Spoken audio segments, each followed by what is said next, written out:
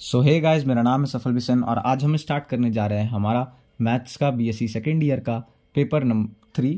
और last time तक हमने आपको पेपर 3 यानी मैकेनिक्स के सारे फॉर्मूलेज की डेरिवेशन और फॉर्मूलेज भी आपको लास्ट में लिख के दिखा दिए थे।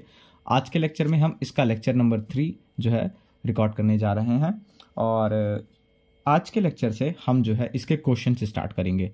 तो हमारा जो स्टैटिक्स का पार्ट होता है मैकेनिक्स में, हमें मैकेनिक्स में स्टैटिक्स और डायनेमिक्स पढ़ना है और जो हमारा स्टैटिक्स का पार्ट है इसमें हमको केवल और केवल इस साल जो हमारा सिलेबस है, सिलेबस के लिए इसके पर्टिकुलर मैकेनिक्स के सिलेबस के लिए मैं एक वीडियो और डाल दूंगा।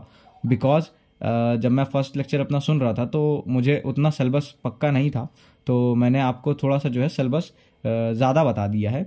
वहाँ पे 5th यूनिट आपको मैंने कहा था कि नहीं आएगी, बट यहाँ पे 5th यूनिट आ रही है। कुछ बीच में से हल्का सा पेपर 3 में कर्टेल्ड हुआ है, तो आप इसकी टेंशन बिल्कुल मत लीजिए।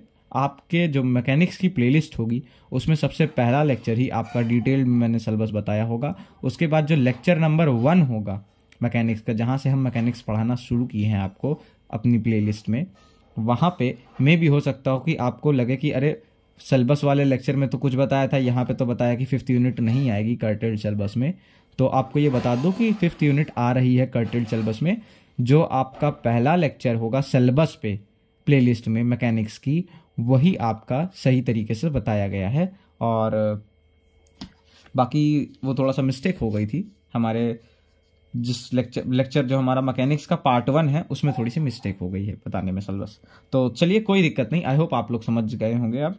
और अब हम स्टार्ट करते हैं हमारी एक्सरसाइज 10A। लास्ट टाइम तक हमने आपको सारे फॉर्मूले और उनकी डेरिवेशंस आपको साथ में करके दिखा दी थी। लास्ट में आपको मैंने सारे फॉर्मूलेज भी लिख के दिखाए थे। 9 फॉर्मूले टोटल आपके पास आए थे वहाँ पे, और साथ में हमने यहाँ पे फॉर्मूले लेके रखे भी हैं जिससे जब हम क्वेश्चन लगाएं तो उनका यूज़ कर पाएं। तो सबसे पहले अगर आपके पास कहीं पे भी एक जगह फॉर्मूला नहीं लिखा है तो इनको आप नोट कर लीजिए। ये आपके फॉर्मूले हैं जो आपको यूज़ होंगे। और मेरी बात मानिए, तो अगर आपको लगता है कि आपको अच्छे से मतलब ये पेपर तैयार करना है तो मैं आपको यही सजेशन दूंगा कि अभी आप ये फॉर्मूला एक बार रट लीजिए अच्छे से, है ना। उसके बाद ही क्वेश्चंस लगाना स्टार्ट कीजिए। और एक और बात मैं कहूँगा कि जब आप क्वेश्चन लगाना स्टार्ट करें तो जैसे मैं यहाँ पे क्वेश्चन अगर लिखता हूँ तो आप जो है वो क्वेश्चन को 5 मिनट पॉज करके खुद से ट्राई करें लगाने का, क्योंकि क्वेश्चंस ईजी हैं, इतने टफ नहीं है। मे बी स्टार्टिंग करने के लिए आप 1-2 क्वेश्चंस देख सकते हो, बट मैं आपको यही सजेस्ट करूँगा कि आप क्वेश्चंस जो है पॉज करिए, खुद से ट्राई करिए, खुद से इमेजिन करिए, और उसके बाद जो है आप क्वेश्चंस नहीं लग पा रहे हैं आपसे 5-10 मिनट दीजिए उसको। नहीं आ रहा तब आप सोल्यूशन तो मैं दे ही रहा हूँ आपको, तो उसकी आपको टेंशन नहीं लेनी है। तो आइए चलिए स्टार्ट करते हैं हम अपना लेक्चर नंबर 3। तो स्टार्ट करते हैं हम सबसे पहले क्वेश्चन से। बुक में आपकी एक्सरसाइज 10A स्टार्ट है। मैंने PDF आपको दे दिया है बुक का। बुक के सिर्फ यही चैप्टर, जिस चैप्टर का मैंने PDF दिया है स्ट्रिंग्स एंड चेन्स, तो यही चैप्टर आपका सिलेबस में है उस बुक से, तो आपको केवल यही पढ़ना है, इसलिए मैंने केवल उतनी ही पोर्शन की PDF दी है। तो आइए चलिए स्टार्ट करते हैं क्वेश्चन नंबर 1 से। तो आपका क्वेश्चन नंबर 1 जो है वो आपका कह रहा है, यहाँ पे मैं क्वेश्चन आपको लिख दे रहा हूँ, आप आराम से नोट कर लीजिएगा। तो ये हमारा क्वेश्चन है और क्वेश्चन हमसे कहता है कि if Pn be ordinate of point P। Ordinate I think आप सबको पता होगा, जिनको नहीं पता, अगर कोई भी पॉइंट हमारा x, y कोऑर्डिनेट टाइप में लिखा हुआ है, जिसका कोऑर्डिनेट हमारे किसी भी पॉइंट का अगर x, y है, तो जो y होता है उसको हम क्या कहते हैं, ऑर्डिनेट। यानी y की जो वैल्यू होती है उसको हम क्या कहते हैं, ऑर्डिनेट। और y की वैल्यू एक्चुअल में ज्योमेट्रिकली अगर आप देखें तो क्या होती है, distance of that point from the x axis, है ना। यानी कि उस पॉइंट का x एक्सिस से कितना डिस्टेंस है उसको हम क्या कहते हैं, y कहते हैं। या फिर ओरिजिन से y एक्सिस की डायरेक्शन में उस पॉइंट का कितना डिस्टेंस है उसको हम y कहते हैं। तो ऑर्डिनेट हमारे किसी भी पॉइंट का दिया है P का, जिसका हमारा क्या है, ऑर्डिनेट Pn है, and NL be the perpendicular drawn from point N। अब यहाँ पे आपको थोड़ी सी समझ होनी चाहिए किसकी, यहाँ पे आपको थोड़ा सा समझ होनी चाहिए आपकी कैटेनरी की। कैटेनरी मैंने आपको बताया था कि कैटेनरी किसे कहते हैं। तो देखिए यहाँ पे हम लेके चलेंगे, कैटेनरी की ही बात कर रहा है, ये एक्सरसाइज 10.A का पहला क्वेश्चन है। और मान लेते हैं कि ये हमारे पास कोई एक कैटेगरी है इस तरह से, ठीक। और ये जो है हमारी इस कैटेगरी की वाई एक्सेस और ये हमारी इस कैटेगरी की एक्स एक्सेस है और ये वाई एक्सेस है। अब ये कह रहा है कि P N be the ordinate of point P. इस कैटेगरी पे कोई एक पॉइंट हम ले लेते हैं, मान लेते हैं ये, और इस पॉइंट का जो ऑर्डिनेट है यानी कि इस पॉइंट का एक्स एक्सेस से डिस्टेंस, या फिर इस पॉइंट को आप पी है, अगर ये पॉइंट अगर पी है तो इसका आप कोऑर्डिनेट किस तरह से लिखेंगे, एक्स कॉमा वाई। सो इसका जो वाई है वो कितना है, वो है हमारा पी एन दिया है, यानी पी ये पॉइंट है तो इसका जो ये डिस्टेंस होगा पी एन, ये कितना है, ये इसका ऑर्डिनेट है इस पॉइंट का। इसी पॉइंट को अगर हम जो है एक और तरीके से लिख सकते हैं, हमने आपको स्टार्टिंग्स के ही लेक्चर में बताया था, वो क्या था, एस क्वामा फाई के टर्म में इसको लिख सकते हैं, जहाँ पे एस हमारा क्या होगा, यहाँ से यहाँ तक की इसकी आर्क लेंथ होगी, और फाई हमारा क्या होगा, इस पॉइंट पे अगर हम एक टेंजेंट खींचते हैं, इस तरह से अगर हम इस पॉइंट पे एक टेंजेंट ड्रॉ करते हैं तो हमारा ये जो एंगल होगा इसको हम क्या कहते हैं, फाई कहते हैं। सो आई होप आपको इतना समझ में आ गया। ये पॉइंट P है, इसका देखिए अब क्या कह रहा है, if P N be the ordinate of point P and N L be perpendicular, N L क्या है, परपेंडिकुलर है, ड्रॉन फ्रॉम पॉइंट N। तो ये जो हमारा पॉइंट N है यहाँ से एक परपेंडिकुलर ड्रॉ किया जा रहा है, ये जो हमारा पॉइंट N है यहाँ से एक परपेंडिकुलर ड्रॉ किया जाएगा पॉइंट N से, कहाँ पे, from point N to the tangent at point P। ये जो हमारी P पे ये जो हमारी टेंजेंट है इस पे एक परपेंडिकुलर ड्रॉ किया जाएगा, यानी कि ये हमारा ड्रॉ किया जाएगा इस तरह से, ये परपेंडिकुलर ड्रॉ किया जाएगा। तो ये मैं इस तरह मिटा दे रहा हूँ, ये हमारा परपेंडिकुलर ड्रॉ किया गया, ये एंगल कितना है, फाई है। अब अगर हम इसमें ध्यान से देखें तो ये एंगल तो हमारा 90 डिग्री हो गया। अब ये एंगल 90 है, यानी ये एंगल भी 90 है, ये फाई है अगर, तो ये एंगल कितना हो जाएगा, ये एंगल हो जाएगा हमारा 90 माइनस फाई, और 90 माइनस फाई हो जाएगा तो आपका ये वाला जो एंगल होगा, ये वाला जो एंगल होगा ये कितना हो जाएगा, ये भी आपका फाई हो जाएगा। सो आई होप आपको इतना समझ में आ रहा होगा कि किस तरह से ये एंगल हमारा फाई हुआ है। अब इस पॉइंट को क्या कहें, एन एल, क्योंकि एन एल ही हमारा क्या खींचा गया है, परपेंडिकुलर खींचा गया है इस टेंजेंट पे जो कि हमारी पॉइंट पी से जा रहा है। हमको क्या शो करना है कि ये जो हमारा पी एल है, पी एल डिस्टेंस है, ये हमारे एस के बराबर है, और एन एल जो डिस्टेंस है ये हमारे सी के बराबर है। तो यहाँ पे हमको फॉर्मूला याद होना ज़रूरी है, क्योंकि बिना फॉर्मूले के यहाँ पे हम नहीं कर पाएंगे। तो इसका अगर हम सोल्यूशन लिखें तो सोल्यूशन हमारा स्टार्ट होता है इंट्रिंसिक इक्वेशन ऑफ कैटेगरी से। तो यहाँ पे हम इंट्रिंसिक इक्वेशन ऑफ कैटेगरी लिखते हैं, और वो हमारी किस तरह से आती है, S is equals to C tan phi. ये सब हम जानते हैं, ये हमारी इंट्रिंसिक इक्वेशन होती है कैटेगरी की। और फिर हम अगर बात करते हैं तो देखिए यहाँ पे इंट्रिंसिक इक्वेशन दी हुई है, और हमको क्या पूछ रहा है कि PL को S के बराबर शो करना है ना, यानी PL, हमें PL को S के बराबर शो करना है। अब हम देख सकते हैं कि PL की अगर बात हो रही है तो साफ साफ सी हम यहाँ पे ये ट्रायंगल की बात करके ही अपने रिजल्ट को निकालेंगे। और अगर हम इस ट्रायंगल की बात कर रहे हैं तो हम यहाँ से देख सकते हैं कि ये हमारा अगर फाई एंगल है तो यहाँ पे हम अपना फिर ऐसा ट्रिग्नोमेट्रिक फॉर्मूला लगा देंगे जिसमें हमारी ये PL साइड आए और साथ ही साथ हमारा PN साइड आए। क्यों? क्योंकि हमें देखिए, हमें NL नहीं पता कितना है, बट हमें PN पता है, और वो किसके बराबर है, Y के बराबर है, और Y का हम फॉर्मूला जानते हैं यहाँ पे, है ना। तो इसीलिए हम यहाँ पे क्या यूज़ करेंगे, PL और PN यूज़ करेंगे। तो ये हमारा PL क्या है, परपेंडिकुलर है एंगल फाई के रिस्पेक्ट में, और हाइपोटेनियस हमारी PN है फाई के रिस्पेक्ट में। सो यहाँ से हम क्या लिखते हैं, सबसे पहले हम यहाँ पे y का देखिए हम यूज़ करेंगे तो y वाला फॉर्मूला लिख लेते हैं। तो y के अगर हम यहाँ पे देखें इसमें, तो y का हमारा ये वाला फोर्थ वाला formula y is equals to C sec phi, यहाँ पे हम यूज़ करते हैं सी सेक फाई। तो इसको हम इक्वेशन नंबर 2 दे देते हैं। अब यहाँ पे सीधा इन ट्रायंगल PLN ट्रायंगल में ये जो हमारा एंगल फाई होता है ये किसके बराबर है, परपेंडिकुलर हाइपोटेन्यूज, यानी sine phi is equals to perpendicular कितना है PL, हाइपोटेन्यूज कितना है PN, अब हम जानते हैं कि y हमारा कितना है, सिंस Pn हमारा किसके बराबर है, y के बराबर, ऑर्डिनेट के बराबर है पॉइंट P के, तो वो हमें गिवन था। सो यहाँ से हम क्या लिख सकते हैं कि Pn is equals to C sec phi, ये y की जगह पे हमने Pn लिख दिया। अब यहाँ पे अगर हम देखें तो ये जो हमारा साइन फाई आया है is equals to PL, PL as it is रहेगा क्योंकि PL ही हमको S के बराबर प्रूफ करना है। Pn की जगह पे हम C sec फाई लिख देते हैं। अब यहाँ से अगर हम PL निकालेंगे तो हमारा कितना आएगा, C times of sec phi into sine phi, और फिर आगे अगर हम देखेंगे तो ये हमारा PL is equals to C sec phi को 1 अपॉन कॉस फाई लिख सकते हैं, sine phi upon cos phi, और ये हमारे किसके बराबर हो गया, C tan फाई के। और इक्वेशन नंबर 1 से अगर हम देखें तो S हमारा किसके बराबर है, C tan फाई के बराबर होता है, इंट्रिंसिक इक्वेशन होती है। तो यहाँ से हम क्या कह सकते हैं कि hence PL is equals to S। तो एक पोर्शन तो हमारा ये जो है प्रूव हो गया। अब हम बात करते हैं हमारे NL is equals to C की। जब हम NL is equals to C की बात करते हैं तो यहाँ पे C हमारा क्या होता है, यहाँ से यहाँ तक का डिस्टेंस होता है, हम सबको पता है C हमारा ये होता है। जब हमें NL is equals to C prove करना है तो यहाँ पे भी हम क्या, फॉर्मूला की मदद करेंगे, फॉर्मूला की मदद लेंगे। जैसे कि हमको यहाँ पे क्या पता है, y यानी कि हाइपोटेनियस का डिस्टेंस पता है Pn का, that is equals to y, और y हमारे किसके बराबर है, C sec फाई के।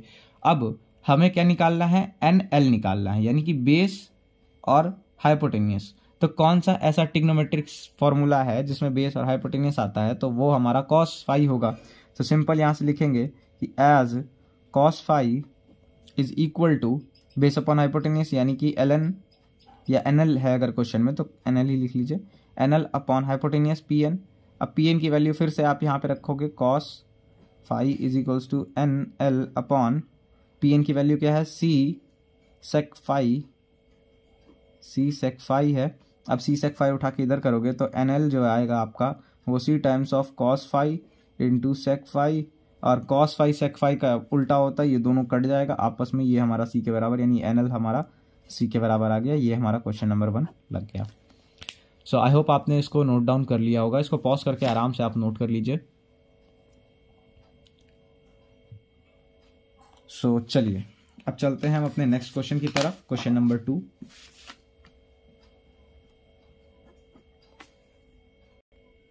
चलिए तो ये हमारा आ गया है क्वेश्चन नंबर 2। इसमें क्या कह रहा है, कह रहा है कि if the normal at P meets the directrix at Q, यानी कि हमारा, आपको देखिए हर क्वेश्चन में ये अज्यूम करके चलना है कि कैटेनरी की बात हो रही है, ठीक। यहाँ पे क्योंकि आपको इस एक्सरसाइज 10.A से पहले और कुछ तो पढ़ाया ही नहीं गया बुक में भी अगर आप देखेंगे तो केवल यही टॉपिक्स पढ़ाए गए हैं आपको। तो आपको क्या करना है कि आपको ये एज्यूम करके चलना है, मतलब ये आपको ये म्यूचुअल अंडरस्टैंडिंग होनी चाहिए आप में कि अब जो क्वेश्चंस, जो टॉपिक पहले बुक में डिस्कस किए गए हैं वही ना, उसी पे आगे, उसी पे तो बेस्ड हमारे क्वेश्चंस होंगे। तो ये हमारे कैटेनरी बेस्ड क्वेश्चंस ही हैं। तो यहीं पे अगर कहे चाहे ना कहे बात हमारी कैटेनरी की हो रही है, हाँ, बट जब एग्जाम में आएगा तो वो पूरा स्टेट करके आएगा। तो यहाँ पे क्या कह रहा है कि if the normal at P meets the directrix at Q, यानी कि हमारे P पॉइंट पे जो नॉर्मल है, टेंजेंट की बात नहीं हो रही है, नॉर्मल की बात हो रही है।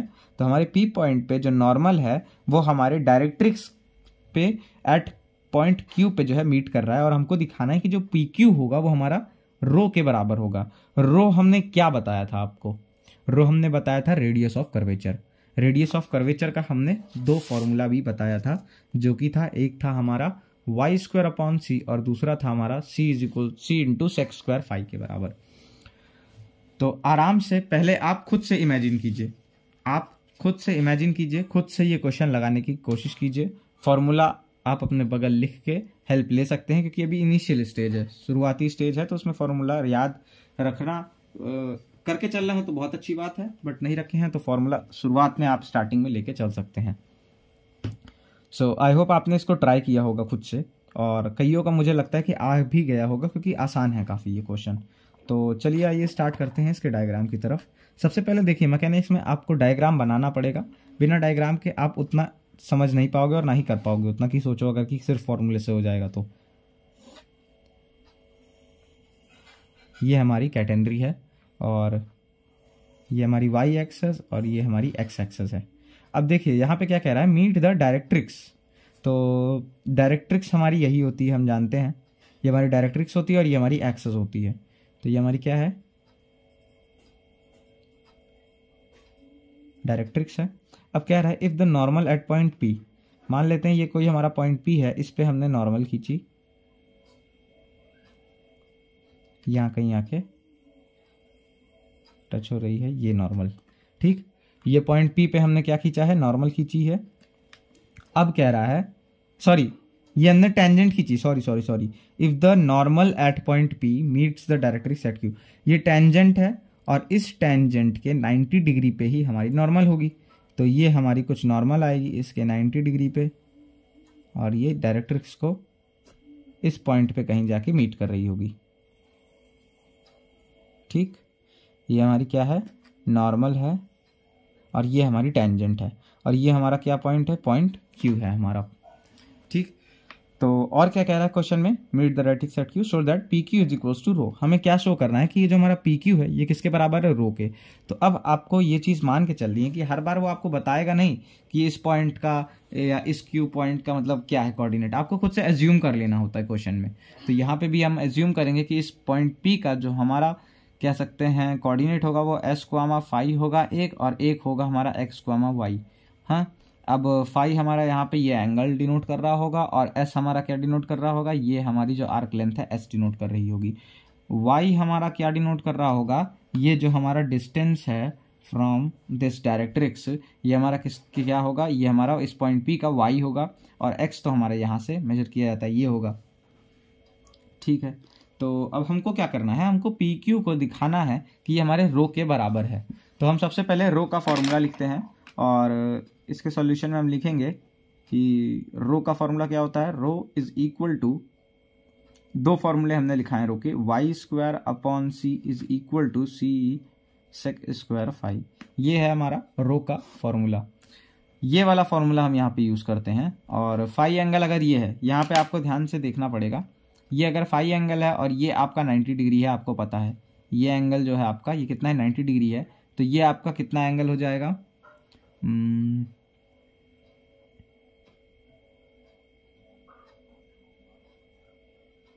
एक मिनट, हाँ, ये आपका फाई है और ये आपका 90 डिग्री है ये भी, तो ये आपका कितना हो जाएगा, 90 माइनस फाई, और फिर ये एंगल कितना हो जाएगा, फाई हो जाएगा, है ना। तो आपका ये एक ट्रायंगल आपका मेन आ गया, जहाँ से आप पी क्यू की वैल्यू निकाल सकते हो एटलीस्ट, है ना। तो इस ट्रायंगल में अगर हम बात करें तो यहाँ पे आप क्या लिखेंगे, इन ट्रायंगल पी क्यू, इसको हम आप नाम दे सकते हैं एन। तो in triangle P Q N, triangle P Q N में ये वाला जो एंगल है, अब आपको निकालना क्या है, पी क्यू निकालना है, और दूसरा क्या चीज़ नोन है, आपने खुद से माना है वाई। तो ये आपको पी एन आपको पता है वाई के बराबर है ना, और वाई का फॉर्मूला आपको पता है। तो आप इस ट्रायंगल में देखिए आपको क्या पता है, बेस पता है, इस एंगल के रिस्पेक्ट में अगर देखें तो बेस पता है और हाइपोटेनियस निकालना है। तो बेस अपॉन हाइपोटेनियस यानी कॉस फाई का यूज़ कर सकते हैं। So cos phi is equal to base यानी कि P N upon hypotenuse is P Q. अब अगर पी एन हम ध्यान से देखें तो क्या है हमारा, ये वाई है, since P N is equal to y, and y का फॉर्मूला क्या होता है, अभी हमने पढ़ा सी सेक फाई होता है, वाई का फॉर्मूला जस्ट ऊपर वाले क्वेश्चन में लगाया था। तो पी एन की जगह पे हम इसकी वैल्यू रखेंगे, तो cos phi is equals to C sec phi upon P Q. हमको पी क्यू चाहिए, पी क्यू हमारा आया कितना, C into sec phi upon cos phi. तो हम इसको क्या लिख सकते हैं कि P Q is equal to C sec square phi, और अगर हम ध्यान से देखें तो ये हमारे रो के फॉर्मूले के बराबर आ रहा है, विच इज इक्वल्स टू रो। सो ये हमारा प्रूव हो गया कि हमारा पी क्यू जो डिस्टेंस है वो हमारे रो के बराबर है। तो इसीलिए मैं कह रहा हूँ बहुत ही ईजी क्वेश्चन हैं, आपको ज़्यादा टफ नहीं लगेगा ये सब सॉल्व करने को। हाँ, बट इसके अगर आपको दिक्कत हो रही है कि नहीं क्लिक हो रहा है माइंड में, तो फिर भी आपका जो है ये काफ़ी आराम से निकल जाएगा। यहाँ पे हमने समझा दिया है। तो चलिए इसको नोट कर लीजिए, आपको नोट करना है तो। और चलिए फिर चलते हैं अपने क्वेश्चन नंबर 3 की तरफ। तो नेक्स्ट पेज कर लेते हैं।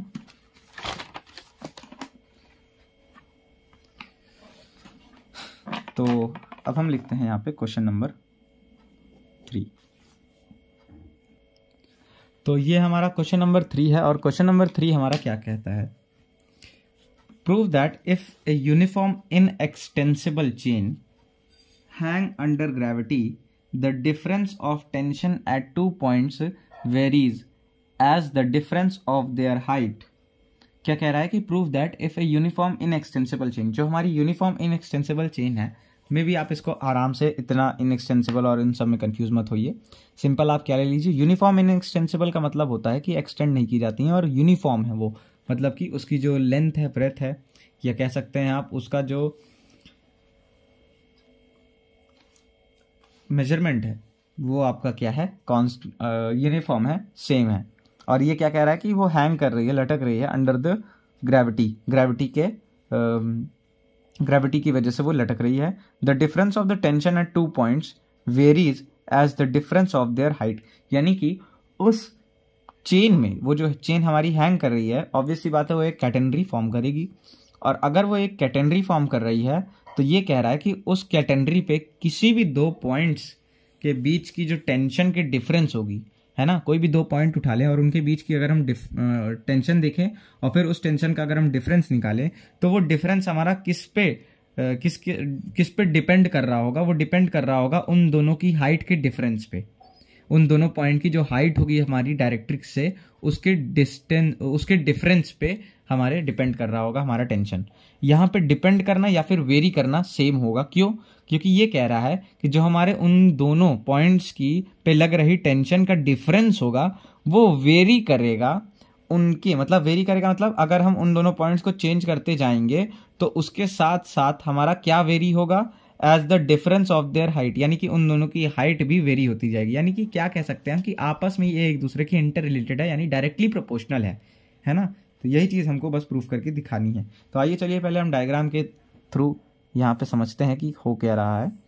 तो इस तरह से ये हमारी एक चेन है कैटेनरी, और ये वाई एक्सेस हो जाएगी जिसको आप एक्सेस कहते हैं, और ये हमारी डायरेक्ट्रिक्स जिसको एक्स एक्सेस हम कहते हैं, ये हो जाएगी। अब हमारी चेन पे हम कोई भी 2 पॉइंट ले लेते हैं, मान लेते हैं एक हमारा ये और दूसरा हमारा ये। तो इस पॉइंट पे अगर हम टेंजेंट खींचेंगे तो देखिए कुछ इस तरह से आएगी ये टेंजेंट, है ना। तो हमारी टेंजेंट कुछ इस तरह से आएगी यहाँ पे, और इस पॉइंट पे अगर हम टेंजेंट लेते हैं तो ये टेंजेंट हमारी कुछ इस तरह से आएगी,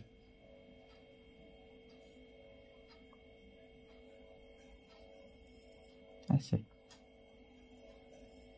तो यहाँ पे ये 2 टेंजेंट्स हमने खींच ली, एक इस पॉइंट पे, एक इस पॉइंट पे। इस वाले पॉइंट को हम क्या देते हैं, P1, और इसके कोऑर्डिनेट को x1, y1, इसके कोऑर्डिनेट को P2 एंड x2, y2 इसका कोऑर्डिनेट होगा। अब देखिए ये क्वेश्चन बहुत ही इजी है, आपको बस एक फॉर्मूला याद रखना है, लेकिन ये क्वेश्चन आपको आगे आने वाले क्वेश्चन के लिए एक बहुत अच्छी चीज़ सिखा के जाएगा। क्या? ये चलिए हम इस क्वेश्चन के सोल्यूशन में देखते हैं। हमने एक फॉर्मूला पढ़ा है इसमें, फॉर्मूला नंबर 8। फॉर्मूला नंबर 8 देखेंगे तो किसी भी पॉइंट पे टेंशन जो होती है वो हमारे किस तरह से लिखी जा सकती है, weight per unit length into y. Y यहाँ पे हाइट होती है उस पर्टिकुलर पॉइंट की जिस पॉइंट पे हम टेंशन टी निकाल रहे हैं, या टेंशन टी हमारी जिस पॉइंट पे है। तो इस पॉइंट पे मानेंगे कि हम टेंशन T1 है, और इस पॉइंट पे हम मानेंगे कि ये जो हमारी टेंशन है ये हमारी टेंशन T2 है। तो हम यहाँ पे कहेंगे, तो आपको लैंग्वेज में यहाँ पे नहीं लिखवा रहा हूँ, लैंग्वेज आपको लिख लेनी है कि let T1 be the tension of let T1 be the tension at point P1, और ब्रैकेट में लिख देंगे P1 का क्या कोऑर्डिनेट है, x1, y1, and let T2 be the tension at point P2 whose coordinate is x2, y2, and इस तरह से, मतलब लैंग्वेज आई होप आपको लिखना आ गया होगा आराम से, उसमें दिक्कत नहीं होगी। ये आपकी x एक्सेस है, ये आपकी y एक्सेस है। तो यहाँ पे हम क्या कर रहे हैं, अब पहले तो हम क्या करते हैं, टेंशन T1 लिखते हैं, फॉर्मूला देखते हैं यहाँ पे। तो जो जनरल फॉर्मूला हमको पता है वो हमारा क्या होता है कि W इंटू वाई, और आपको W भी डिफाइन कर देना है, where W is the weight per unit length of the chain, ठीक, और वेट पर यूनिट लेंथ है W। तो हमारा टेंशन का फॉर्मूला हमें ये आता है। तो यहाँ से हम क्या कह सकते हैं कि for point P1, P1 X1 comma Y1 for point P1 tension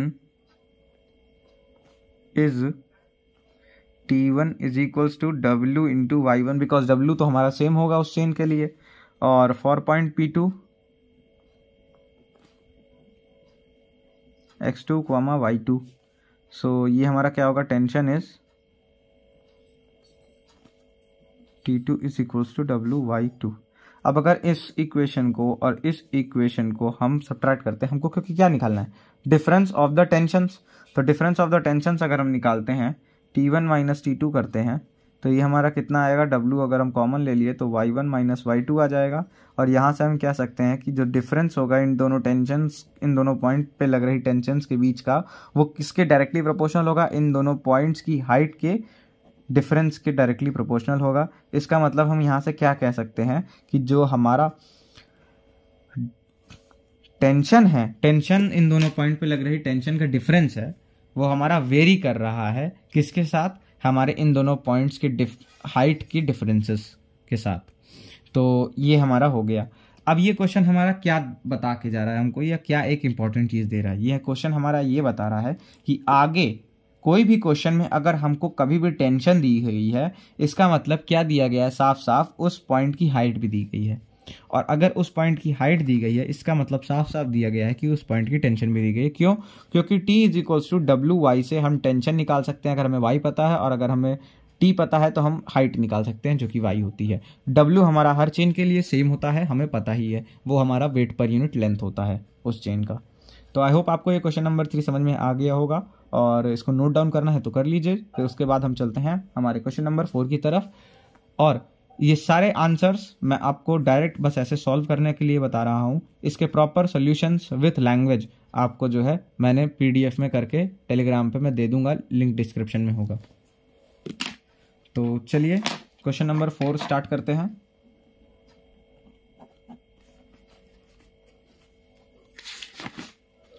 question number 4 हमारा कह रहा है, show that for a common category, ये एक आध बार आ गया है आपके एग्जाम में इसलिए मैं करवा रहा हूं, वैसे मैं करवा चुका हूं इसको।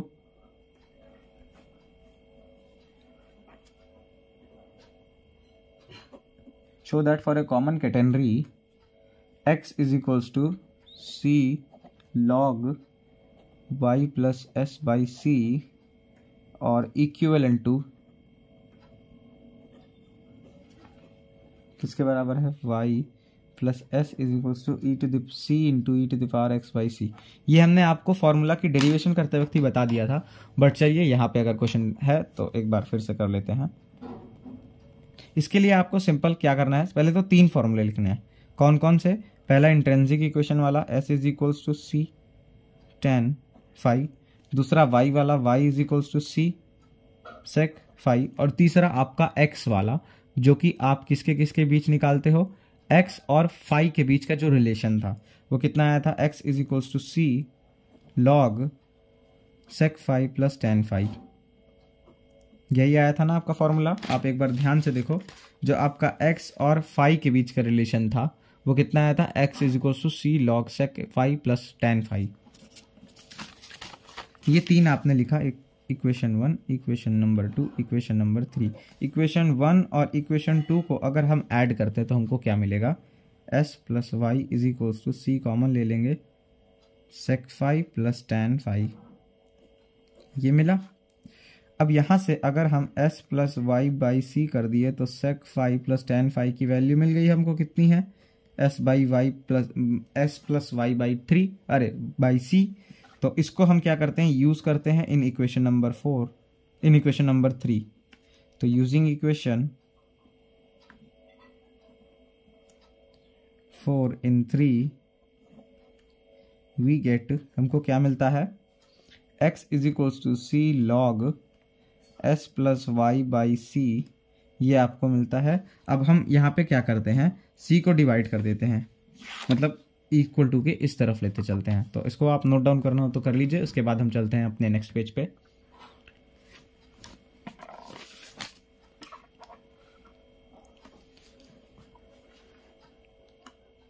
सो आई होप आपने इसको नोट कर लिया होगा।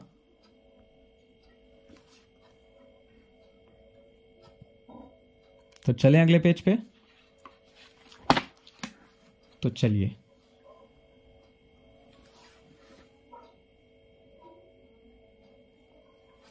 तो अब हम क्या करेंगे वहां से, x upon C is equal to log s plus Y by C, ये हमारे पास है।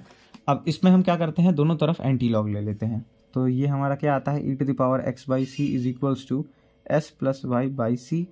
तो लॉग तो हट जाएगा और यहाँ पे अगर लॉग नहीं है तो e⁻ में चला जाएगा जो भी टर्म है। यहाँ से हम क्या करेंगे, c को इधर मल्टीप्लाई कर देंगे तो हमारे पास क्या आ जाएगा, s plus Y is equals to C into e⁻x by C. और ध्यान से देखिए, अगर क्वेश्चन आप देखें तो आपको यही चीज़ प्रूफ करनी है। ये देखिए, आपको यही प्रूफ करना था यहाँ पे। तो चले आगे चलें अब। तो आई होप आपको ये क्वेश्चन समझ में आया होगा। बहुत ही ईजी क्वेश्चन है, ये मैं करा चुका था पहले आपको। तो चलिए आइए स्टार्ट करते हैं अब क्वेश्चन नंबर 5। और ये आज का लास्ट क्वेश्चन होगा। इसका क्वेश्चन, इसके बाद के क्वेश्चन हम अगले नेक्स्ट लेक्चर में करेंगे।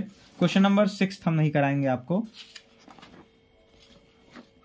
क्वेश्चन नंबर 6 नहीं कराएंगे। चलिए अच्छा, क्वेश्चन नंबर 6 आपको नहीं कराएंगे और क्वेश्चन नंबर 5 और क्वेश्चन नंबर 7 करा के 10.a एक्सरसाइज आपकी खत्म कर देते हैं इसी वीडियो में। तो क्वेश्चन नंबर 5 आपका क्या कहता है, if T B the tension at any point P of a catenary, TENAR वही होता है, स्पेलिंग देख लीजिएगा, and T0 that at the lowest point A being the weight of the arc AP of the catenary। तो ये आपका question है, कह रहा है, ये क्वेश्चन क्या कहता है, if T be the tension at point P, किसी भी पॉइंट कैटेनरी होगी कोई और उस कैटेनरी के किसी पॉइंट पी पे आपकी टेंशन कितनी है, टी है, and T not that at the lowest point A, जो आपके कैटेनरी का लोवेस्ट पॉइंट ए है, लोवेस्ट पॉइंट को ए से डिनोट किया गया है आपकी, हम हर बार सी डैश से करते थे तो ए से डिनोट किया गया है और उस पर लगने वाली टेंशन को टी नॉट लिया गया है एज यूजुअल जैसे हम लेते थे। Being the weight of the arc, this point A, sorry, question थोड़ा सा रह गया।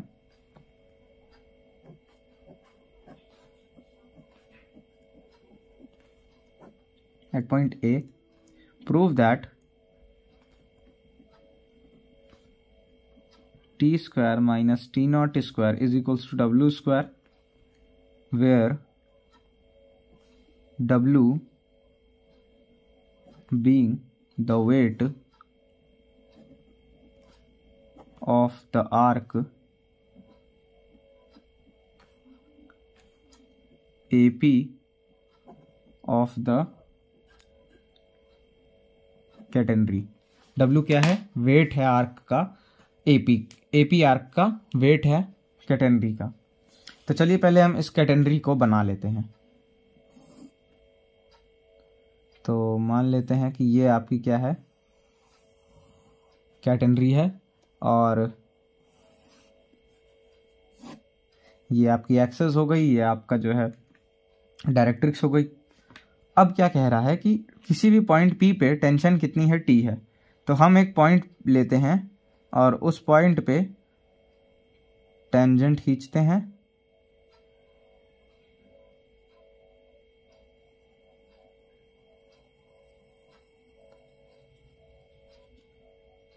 ये इस पॉइंट पे टेंजेंट गई है एक, और इसका एंगल कितना है, ये एंगल आपका हम फाई ले लेते हैं। ये पॉइंट कितना है, P है पॉइंट, इसका S, फाई कोऑर्डिनेट ले लेते हैं और इस पे टेंजेंट जो गई है वो कितनी है, T है, बताया गया है T गई है टेंजेंट। कह रहा है कि अब इसी कैटेगरी का जो लोएस्ट पॉइंट है उसको डिनोट किया गया है ए से, और जो उसकी टेंजेंट है उस पॉइंट पे, मतलब टेंशन है, वो हमारी कितनी है, टी नॉट है। तो टेंशन हमेशा टेंजेंशियल डायरेक्शन में लगती है, तो टेंजेंट की डायरेक्शन में टी नॉट हमारी लगेगी। अब इसके बाद अगर हम यहाँ पे ध्यान से देखें तो हमको बताया गया है, हमको फिर कहा गया है कि अगर ये हमारा सिनेरियो है तो हमको प्रूफ करना है कि T square minus T naught का square is equals to W square है।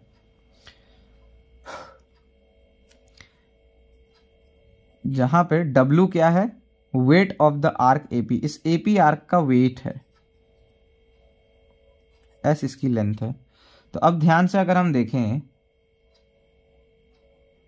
तो इसका कुछ हमारा वेट ऐसे आ रहा होगा।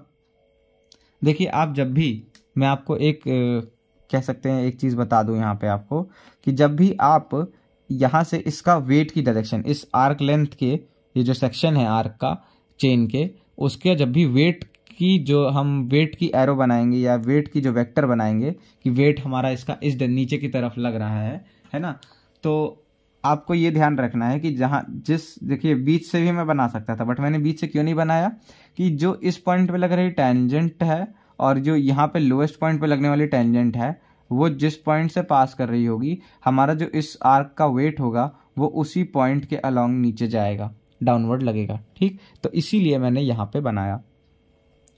तो चलिए आइए देखते हैं कि ये हमारा जो आर्क है इसका वेट नीचे की तरफ लग रहा है। अब वेट कितना होगा इसका, हम जब नॉर्मल जनरल फिगर बनाते थे अपना, तो वहां पे इसका वेट हम कितना लेते थे, W इंटू एस, यानी कि weight per unit length into the length of arc, तो वो टोटल वेट आ जाता था। और यहीं पे ये बताया गया है कि इसका टोटल वेट W है ना, तो ये इक्वल बताया गया है इसके। और अब हम ध्यान से देखें इसको, तो ये जो हमारी टेंजेंट है T, इसको हम क्या करते हैं, इसको हम जो है वेक्टर्स में इसके कह सकते हैं आप, इसके जो है कंपोनेंट्स में इसको बांट लेते हैं। तो ये इसका कंपोनेंट आ जाएगा, और ये देखिए अगर ये एंगल अल्फा है तो ये एंगल भी, अरे सॉरी ये एंगल फाई है तो ये एंगल भी कितना होगा, फाई होगा। तो उस हिसाब से ये टी कॉस फाई आया, और ये परपेंडिकुलर डायरेक्शन में होगा, और ये कितना होगा, T sine phi. I think vector के कंपोनेंट्स निकालना तो आराम से आप सबको आता होगा, इसमें कोई समझाने वाली बात नहीं है। अब हम क्या करते हैं, हम जानते हैं, देखिए हम यहाँ पे क्या लिखते हैं कि हमारा जो, देखिए हमको निकालना क्या है, T square minus T nought square, हमको यही निकालना है। टी हमारा क्या है, टी हमारी ये टेंशन है ना। और अगर हम बात करें यहाँ पे कि सबसे पहले हम इक्विलिब्रियम की बात करते हैं, तो ये जो चेन का सिस्टम हमारा बना है एट इक्विलिब्रियम,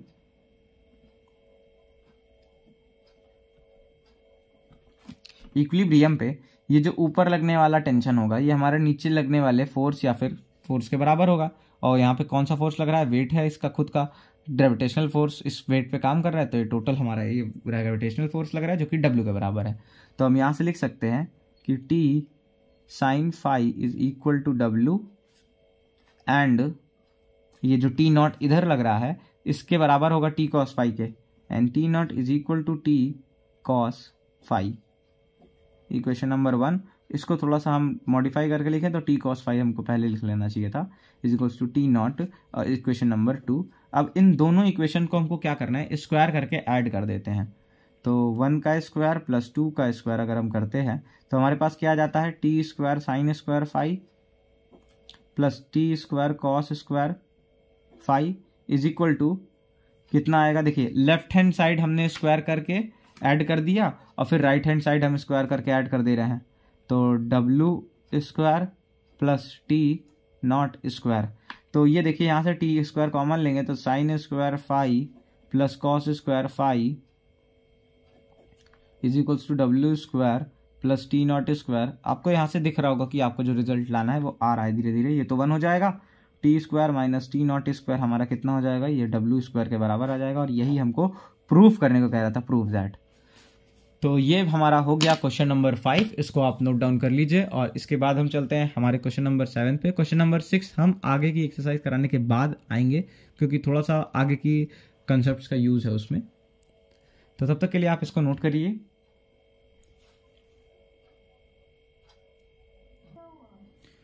तो चलिए अब हम लिखते हैं क्वेश्चन नंबर 7, और क्वेश्चन नंबर 7 आपको थोड़ा सा लेंदी तो नहीं, इजी तो सारे क्वेश्चन हैं इसके, टफ एक भी नहीं है। आपको बस फॉर्मूला याद रहना चाहिए तो आप लगा ले जाओगे। हाँ, मे बी क्वेश्चन नंबर 7 आपको थोड़ा सा दिक्कत दे सकता है अगर आप खुद से ही सारे क्वेश्चन अभी तक के सॉल्व करते आए हो तो चलिए स्टार्ट करते हैं। क्वेश्चन नंबर 7 पहले लिख लेते हैं। ये कहता है if a chain is suspended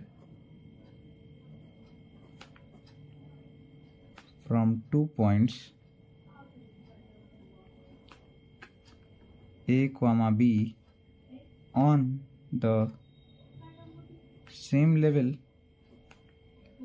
and the depth of the middle point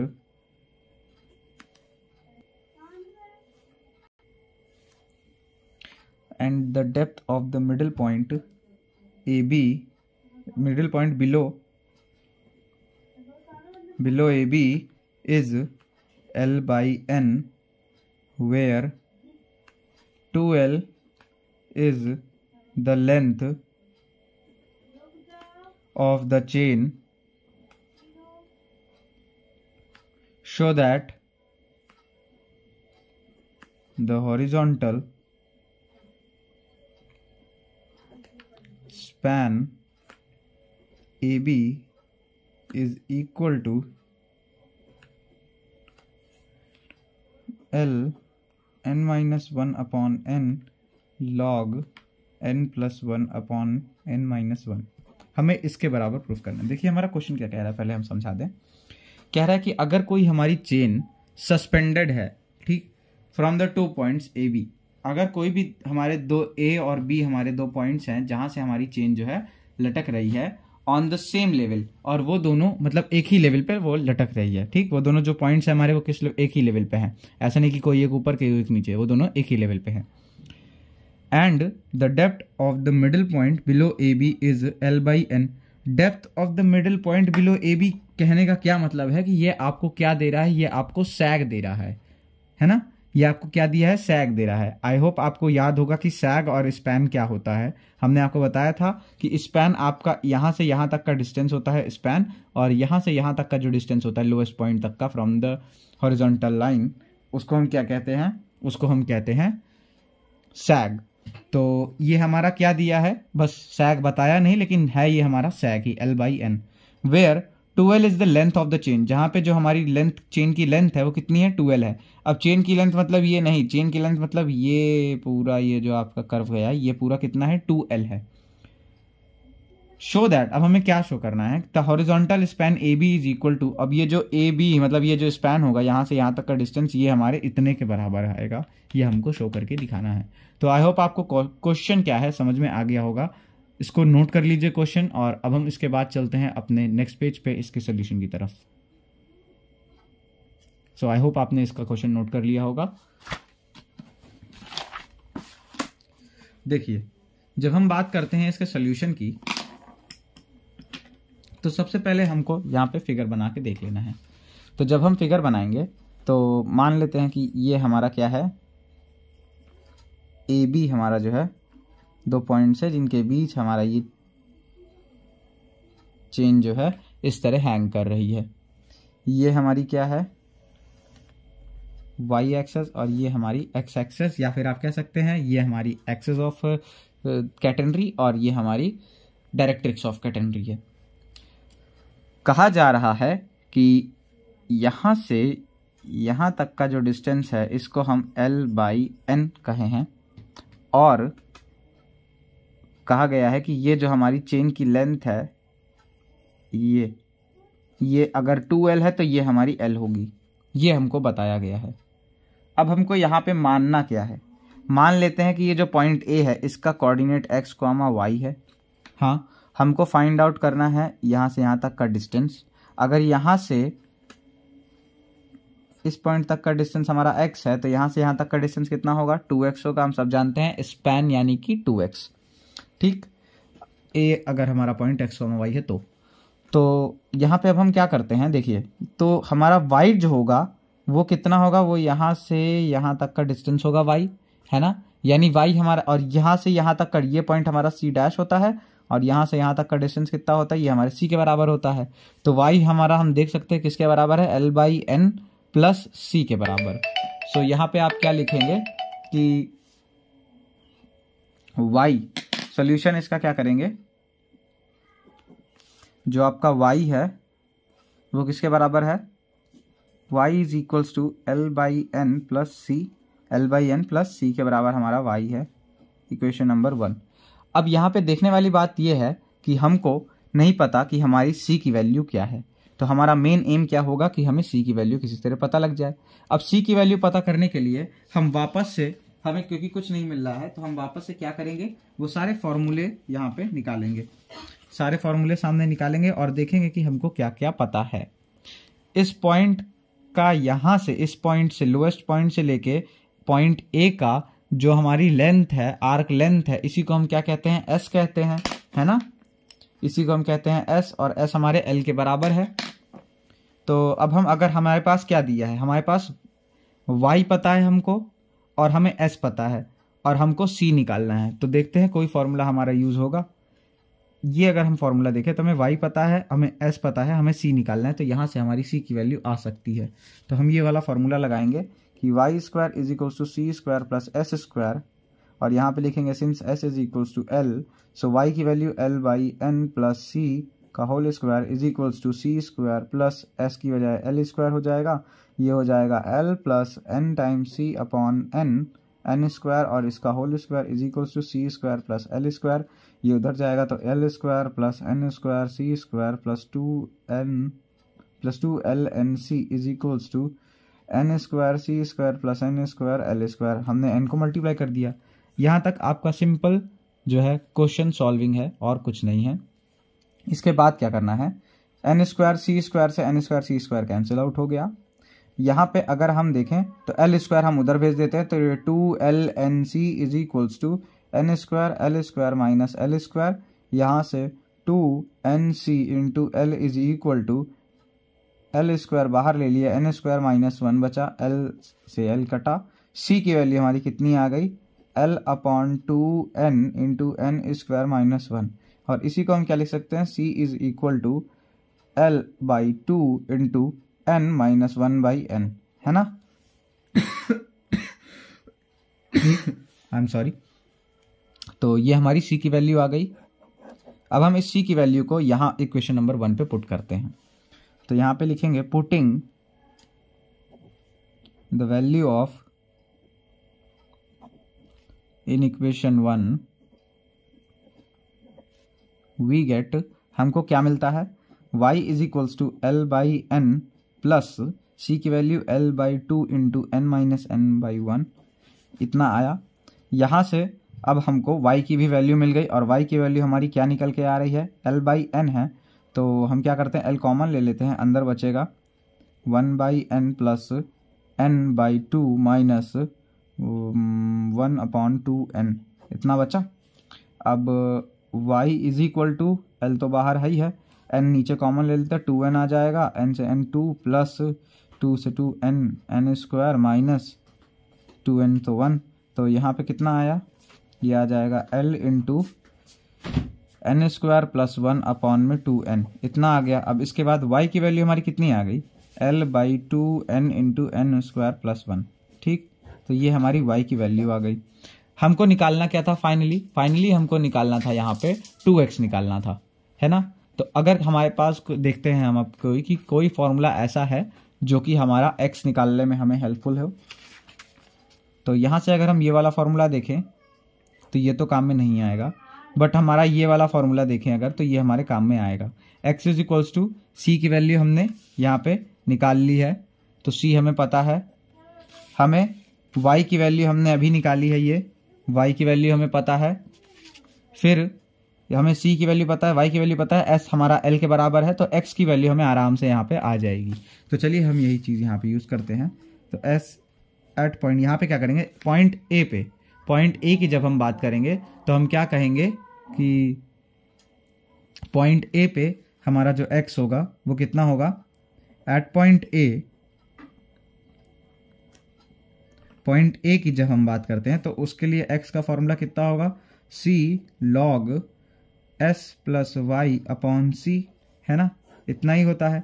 x is equals to c की वैल्यू रखेंगे तो l/2 into N minus one upon N, और log s की वैल्यू कितनी है, s की वैल्यू अगर हम यहाँ से देखें तो l है, तो l प्लस y की वैल्यू कितनी है, ये है, तो l upon 2n into N square plus 1, ये हमारी y की वैल्यू डिवाइडेड बाई c, तो c की वैल्यू हमारी l upon n into N minus, या फिर आप ऐसा करिए n से इधर डिनोमिनेटर ले लीजिए तो n square minus one upon n हो जाएगा, n square minus one upon n square हो जाएगा, अपॉन एन स्क्वायर नहीं, अच्छा ये 2 है, ये देखिए थोड़ा सा मिस्टेक हो गया है ना, ये 2 है, ठीक, हाँ ये 2 है, तो ये हमारा 2n हो जाएगा, है ना।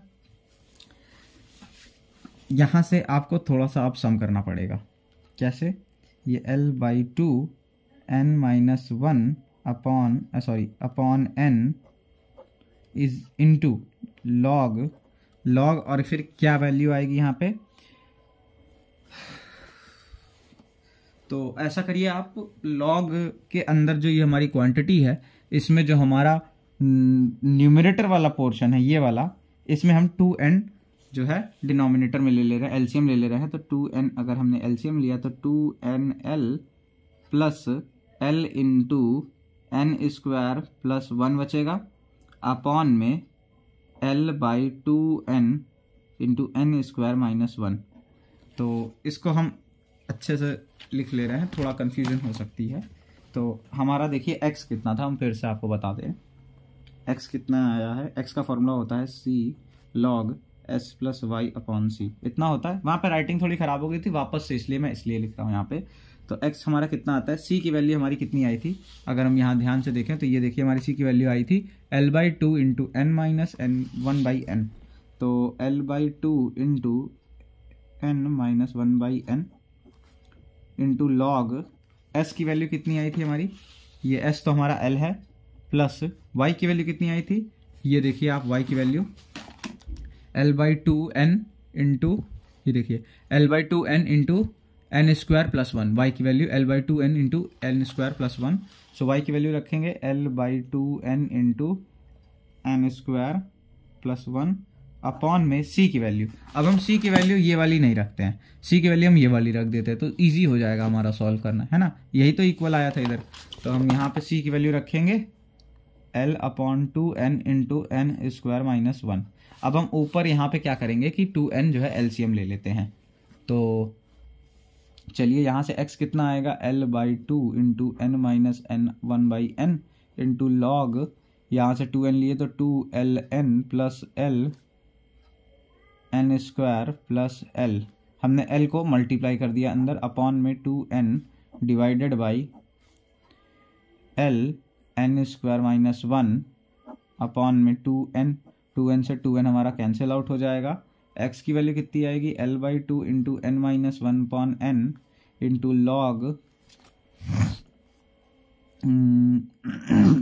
l कॉमन ले लेंगे, l और ना नीचे से l कैंसिल आउट हो जाएगा, अंदर क्या बचेगा n square plus 1 plus 2n divided by n square minus 1, इतना बचा। x की वैल्यू कितनी आएगी, l/2 n minus 1 upon n log a square plus b square plus 2ab, तो ये हमारा क्या हो जाएगा n प्लस 1 का होल स्क्वायर अपॉन में n स्क्वायर माइनस 1, तो ये आगे क्या आ जाएगा l/2 n into 1 upon n into log, इसको हम क्या लिख सकते हैं n plus 1 into n plus 1, है ना। और a square minus b square के फॉर्मूले क्या लिख सकते हैं, n plus 1 into N minus 1, n plus 1 से n प्लस 1 कैंसिल आउट हो गया। x is equals to l/2 n minus 1 upon n log n plus 1 upon में n माइनस 1, ये हमारे पास आ गया। और यही देखिए अगर आप क्वेश्चन में देखें तो हमको यही प्रूव करना था, कि ये नहीं प्रूव करना था, हमको क्या कहना फाइंड आउट करना है, स्पैन फाइंड आउट करनी है, ये 2x की वैल्यू। तो यहाँ से 2 को अगर हम इधर शिफ्ट कर दें, 2x is equals to l into N minus 1 upon n into log n plus 1 upon में n माइनस 1, तो ये हमारा किसके बराबर आ गया, स्पैन हमारी आ गई। हमको यही प्रूफ करना था कि जो हमारी स्पैन होगी वो हमारे किसके बराबर होगी, L into N minus 1/n into log n+1/n-1। और ये हमने प्रूफ कर दिया कि 2x is equals to L into n-1/n into log x n+1/n-1। तो आज हमारी एक्सरसाइज 10.a कंप्लीट होती है। तो आई होप आपको समझ में आई होगी। इसके सारे क्वेश्चन हमने सॉल्व करा दिए except question number 6। Question number 6 हम जो है बाद में आपको सॉल्व कराएंगे। तो चलिए मिलते हैं नेक्स्ट लेक्चर में एक्सरसाइज 10b के साथ, और उस वहाँ पे भी हम कुछ क्वेश्चंस करेंगे। एक्सरसाइज 10b में अगर आप देखेंगे तो क्वेश्चंस की क्वांटिटी कुछ ज़्यादा है, तो उसके लिए हमको शायद 2 पार्ट बनाने पड़े या 3 पार्ट भी बनाने पड़े। तो चलिए तब तक के लिए मिलते हैं नेक्स्ट लेक्चर में। पढ़ाई करते रहिए। All the very best. और हाँ, आपको क्या करना है, इन सब की नोट्स जो है वो मैं आपको टेलीग्राम के ग्रुप में प्रोवाइड कर दे रहा हूँ। तो देखिए, ज़रूरी नहीं है कि आप लेक्चर देखें, है ना। मैं ये नहीं कह रहा कि भैया पूरे सारे लेक्चर देखिए। हाँ, मे बी ये है कि आप जो है सिंपल इतना काम कर सकते हैं। आपके लिए मैं बता रहा हूँ, मैं अपने लिए नहीं बता रहा। मैं ये कह रहा हूँ कि अगर आपको अच्छे से तैयार करना है तो मेरी जो नोट्स मैं आपको दे रहा हूँ, क्योंकि देखिए मैं नोट्स तो आपको पार्ट पार्ट में दूंगा, क्योंकि जैसे जैसे मेरी कंप्लीट होती जाएगी वो नोट्स मैं आपको प्रोवाइड करता जा रहा हूँ। तो नोट तो मैं आपको पार्ट पार्ट में दूंगा। जो अभी मेरे साथ ही पढ़ रहे हैं लेक्चर्स, जो मे बी फ्यूचर में देख रहा हूँ, वो चैनल विजिट करें, फुल नोट्स आपकी प्रोवाइडेड होंगी ऑलरेडी। तो मतलब मैं ये सोच के चल रहा हूँ कि अगर लेक्चर कंप्लीट करते करते धीरे धीरे जितने जितने लेक्चर कम होते जाएंगे उतनी उतनी नोट्स मैं प्रोवाइड करता जाऊँगा, तो उसके साथ साथ आपको नोट्स मिलती जाएंगी। तो आप जो है क्या करिए, पीडीएफ में आपको मिलेगी, और एग्ज़ाम से 2 दिन पहले 2 दिन कह रहा हूँ, एग्ज़ाम से 1 महीना पहले या 1.5 महीना पहले मैं आपको पूरी नोट्स ही प्रोवाइड कर दूंगा उसमें टेलीग्राम ग्रुप पे। तो जब आपको अगर पूरी नोट्स मैं उसमें प्रोवाइड कर दे रहा हूँ 1-1.5 महीना पहले, और अगर आप, मैं जानता हूँ पीडीएफ से पढ़ना थोड़ा टफ होता है, थोड़ा मुश्किल होता है, फ़ोन में कितना इंसान पढ़ लेता है, बट पीडीएफ से कोशिश करिएगा कि देख के क्वेश्चन लगाने की, है ना, सॉल्यूशन 1 2 3 4 बार प्रैक्टिस करने की। तो इससे क्या होगा, आप हैबिचुअल रहेंगे, और जब आपको फुल नोट्स में जैसे ही इसमें दे दूंगा आप उसका प्रिंट आउट करा सकते हो, अगर आप नोट्स नहीं तैयार कर रहे हो तो।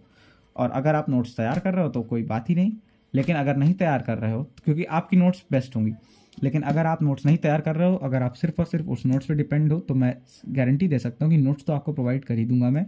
तो यही मैं कह रहा हूँ कि नोट्स आप फिर 1-1.5 महीने पहले प्रिंट करवा लेना, मतलब कम से कम 1 महीना पहले तो दे ही दूंगा, 20-25 दिन पहले तो दे ही दूंगा।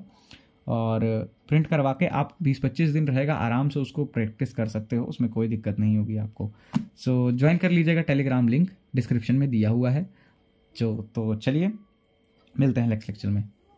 Bye bye.